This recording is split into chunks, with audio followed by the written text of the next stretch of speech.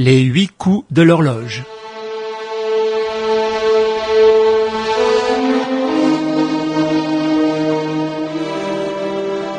D'après Maurice Leblanc.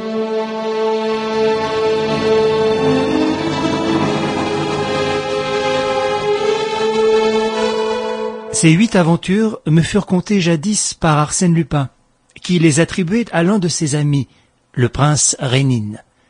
Pour moi, étant donné la façon dont elles sont conduites, les procédés, les gestes, le caractère même du personnage, il m'est impossible de ne pas confondre les deux amis l'un avec l'autre. Arsène Lupin est un fantaisiste aussi capable de renier certaines de ses aventures que de s'en accorder quelques-unes dont il ne fut pas le héros. Le lecteur jugera. Au sommet de la tour.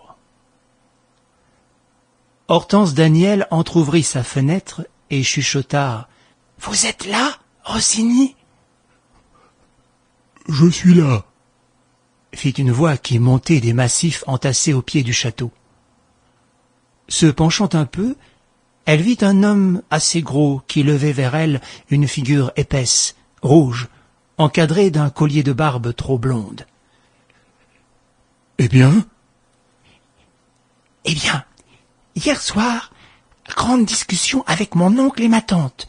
Ils refusent décidément de signer la transaction dont mon notaire leur avait envoyé le projet, et de me rendre la dot que mon mari a dissipée avant son internement. »« Votre oncle, qui avait voulu ce mariage, est pourtant responsable, d'après les termes du contrat. »« N'importe, je vous dis qu'il refuse. »« Alors ?»« Alors, êtes-vous toujours résolu à m'enlever ?»« Plus que jamais. »« En tout bien, tout honneur, ne l'oubliez pas. » « Tout ce que vous voudrez.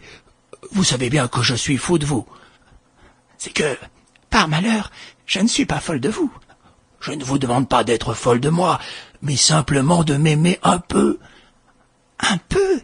Vous êtes beaucoup trop exigeant. »« En ce cas, pourquoi m'avoir choisi ? » Le hasard, je m'ennuyais.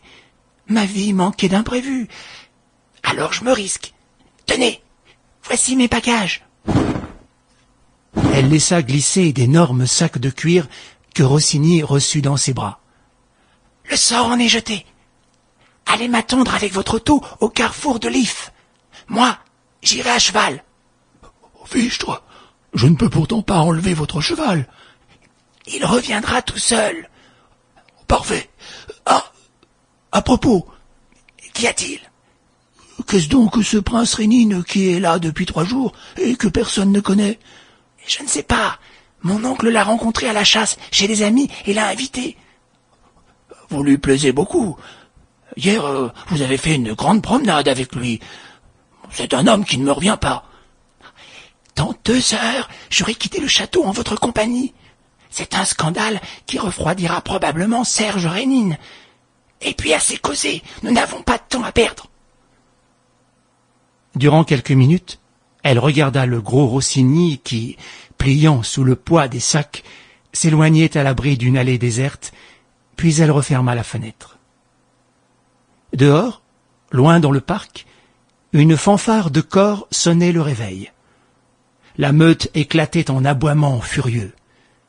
C'était l'ouverture, ce matin-là, au château de la Maraise, où tous les ans, vers le début de septembre, le comte d'Aigleroche, grand chasseur devant l'Éternel, et la comtesse réunissaient quelques amis et les châtelains des environs.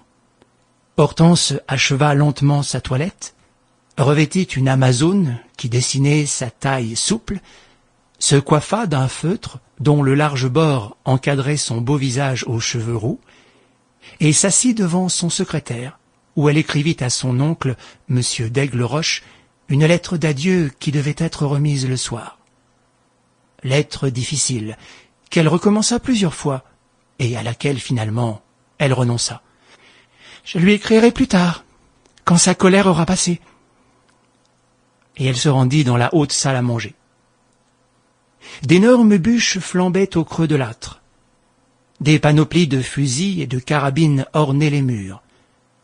De toutes parts, les invités affluaient et venaient serrer la main du comte d'Aigle. Sample complete. Ready to continue?